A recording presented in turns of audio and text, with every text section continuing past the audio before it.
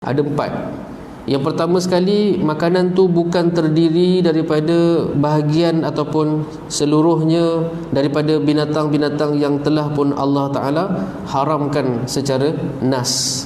Secara nas. Babi, Allah sebut babi tu sebagai babi.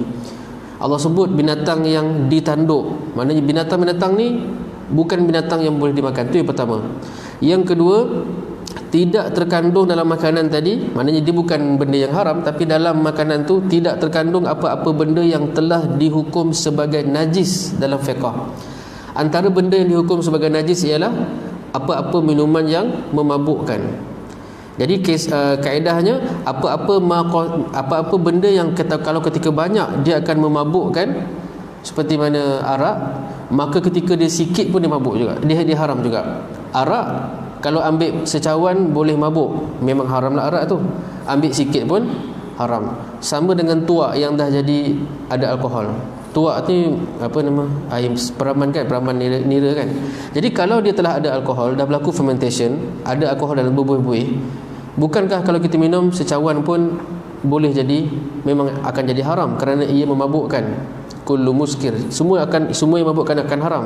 Maka kalau banyak pun tak boleh ambil kerana memabukkan, sama hukum dengan kalau dia sikit.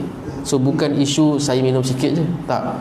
Sebab dia ketika itu ialah minuman yang memabukkan, maka tidak kiralah berapa jumlah. Maka air-air seperti arak dan apa sahaja yang memabukkan ini dalam Islam hukumnya rijsun, najis.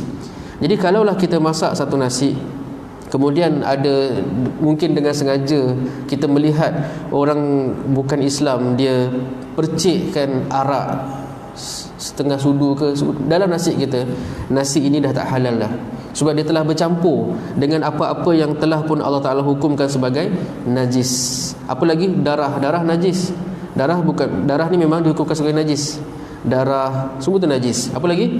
Nanah, maknanya yang daripada bawah kulit keluar, yang tu memang najis. Nanah, darah dan seumpamanya. Baik. Yang ketiga,